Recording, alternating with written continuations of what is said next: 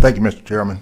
I've got a couple of questions. When was the VAERS system put in place? Oh, I don't know if I have a date. Do you know? No, I don't know off the top of my head. It's been a long time. Like 40 years? I doubt that long. I mean, but it predates COVID, that's for sure. All right. You gave us two numbers, 122 and 11. Mm-hmm. I may have got a little confused somewhere. Could you clarify those reports again? So 122 reports have been, we've received 122 reports that we have investigated as possible severe adverse events that might be related to the vaccine. Among those, only 11 have met the criteria that we established. Usually there was some sort of alternate diagnosis that explained the hospitalization. I thought I was right on that. I just wanted to make sure. One group we didn't mention, urgent care or quick cares. We've seen a big uptick in my area during COVID of patients going to the quick care and urgent care. Are they reporting?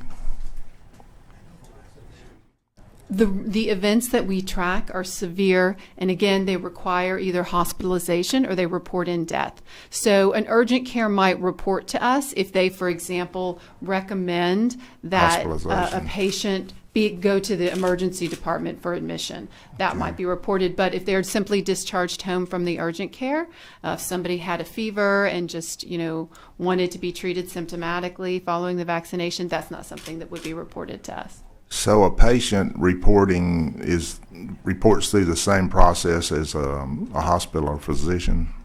A patient can report. Typically the hotline, clinicians use the hotline. Typically patients or family members, if they're reporting, they most often will go specifically through our regional offices of public health or to a health unit because they have those relationships already established. Okay.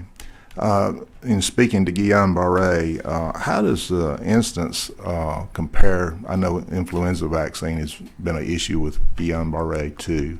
Have y'all got a read on percentage of COVID vaccinations percentage-wise with Guillain-Barré compared to flu vaccine, not only from a state standpoint, from a national standpoint?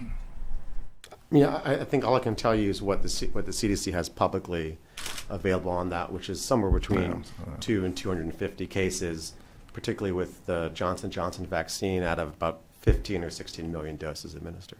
Okay. All right. Myocarditis, I guess, is one of the most perceived side effects.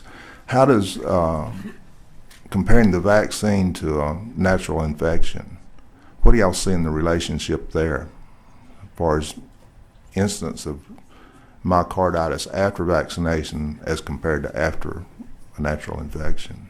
I'll give you my perspective, and then I'll ask Teresa to give a little bit more. Myocarditis is and pericarditis, because they usually go hand in hand sometimes.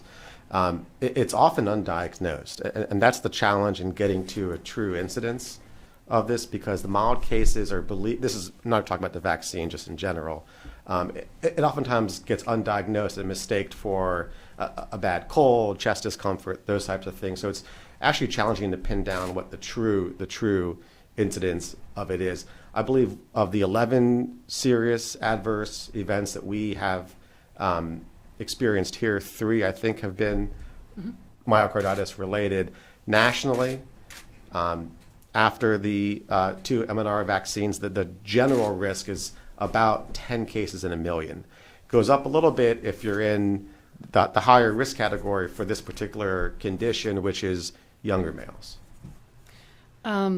So I'll just add this. We're getting new data all the time. I was able to look into this. I saw some data out of Israel. We're getting a lot of vaccination data there because they've done so much vaccination and they started earlier. And a study there showed that the vaccine, and they used Pfizer there,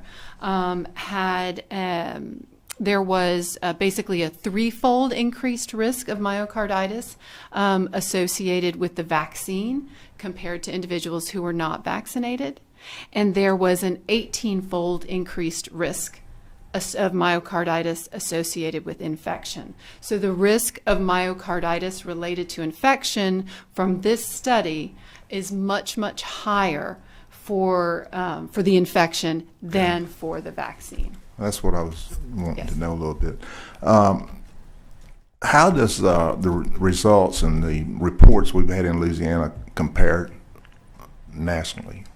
Are we seeing about the same? I don't have that. I know it's more because I can tell you just from my experience, we have over 270 cases of multi-system inflammatory syndrome in children, and we've had a lot of cardiac manifestations in those cases alone, and we've only had 3 cases of myocarditis that might have been associated with the vaccine. So I do know in all of the MISC cases that we track are related to COVID infection. So what I can tell you just based on that is, and that's very limited, is that we absolutely see more myocarditis related to infection than potentially related to the vaccine.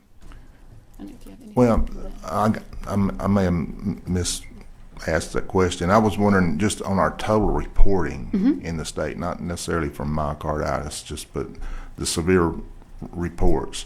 Are we on track with the rest of the nation, or are we an outlier? Do we report less or more? For the severe adverse events? You know, I really don't know how many other states have their own state-specific system. Yeah, I think I think what you're asking, and please correct me, sir, is I mean, are we aligning Are we with in what line we're with- seeing in the rest of our state? Yeah. I think we are. You know, we haven't had any reported cases of the thrombosis with thrombocytopenia syndrome. That's the one that was connected to J&J.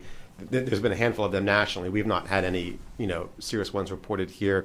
I think we are in line. What Teresa was getting at, and she's much too humble to actually say this, but we have an exemplary reporting structure in Louisiana that's, to be honest with you, more robust than other states is. So I think we tend to get more reports in general for all types of things to our infectious disease bureau than some other states do. But I haven't seen anything to say that our adverse events to the vaccine are out of line with what the national experience is. Okay. I guess my last question right now would be, I know we're starting booster shots, the 3rd shot. Are you seeing any uptick in reports after that vaccination compared to the other 2? No, we have not. Okay. Thank y'all. Thank you, Representative. Representative Cruz. Thank you, Mr. Chairman.